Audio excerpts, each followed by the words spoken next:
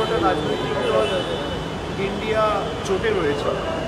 আমাদের সবার মধ্যে ইউনানিমাসলি ডিসাইড হয়েছে যে যেভাবে নির্বাচন কমিশন বিজেপির কথায় এবং বিজেপির ইশারায় কাজ করছে, আমরা এটা সবাইকে ইউনানিমাসলি প্রত্যেকটা রাজনৈতিক দল কন্ডেম করেছে।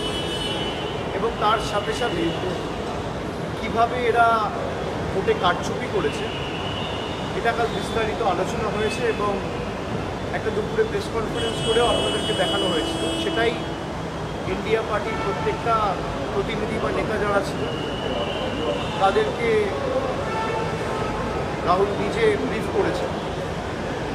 উনি কালকে সবাইকে ইনভাইট করেছিল কথা বলার জন্য, এবং আমি স্পেসিফিক্যালি আমাদের পার্টির যে অবস্থান, যে বিজেপি যেভাবে বাংলায়ও এই এসআইআর করতে চায় এবং 1 মাস 2 মাসে একটা 2 বছরের এক্সারসাইজকে কমপ্লিট করা,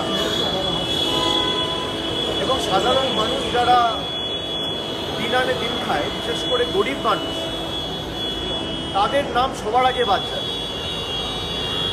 এবং বিভিন্ন জায়গায় আমরা দেখেছি, এমনকি বিহারেও আমরা কংগ্রেসকে কালকে বলেছি যে কর্ণাটকার যে উদাহরণটা তারা তুলে ধরেছে, মহাদেবপুরা বলে একটি বিধানসভায়, সেখানে যেহেতু তাদের সরকার, যারা বিএলও ছিল তৎকালীন, ইআরও ছিল এবং ডিইও ছিল, তাদের বিরুদ্ধে কঠোর ব্যবস্থা নিতে বলেছে, দৃষ্টান্তমূলক ব্যবস্থা নিতে বলেছে। এবং তার সাথে সাথে তৎকালীন নির্বাচন কমিশনার অর্থাৎ CEC, chief election commissioner Rajiv কুমারের বিরুদ্ধেও দরকার হলে আন্দোলনে নামতে দিয়েছে।